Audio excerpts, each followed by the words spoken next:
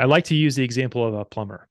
I picked that example because to me, it's one of the most commoditized spaces that exist. Every town, every city has a bunch of plumbers, and they all basically do the same thing, right? They fix pipes, they fix water problems. So if I'm thinking about first principles with category design, it's how do I occupy unique space in the minds of a buyer? Most plumbers don't do this. It's just, hey, we've got the best service. Look at our ratings. Don't get me wrong. If you have 3,000 Google reviews at 4.9 stars and everyone else has like 100, you have kind of led that category in your town.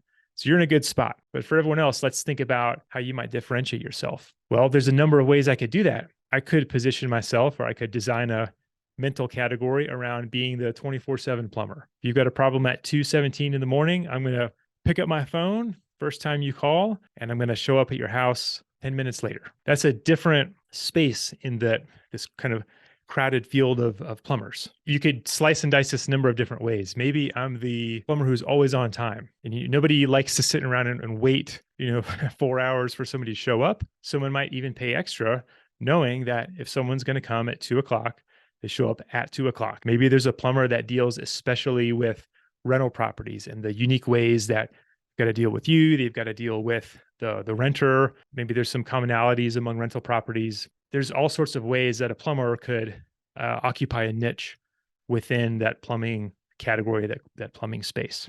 I think I would start with the question of, do you have a unique space in the minds of your buyers today? If so, what is that? And is that the right one? And if you're still getting yeses, then double down on what you're doing. If you have a unique spot and it's wrong, or you're perceived as a commodity, the question you've got to ask next is, what do I need to do to close that gap? And until you make that, everything else that's tactical won't really be as effective as it could. You can't kind of rush to ask someone to buy if they don't understand why you're different and what problem that you're solving for them. And so starting with those questions gives you the good foundation. So I'd begin there.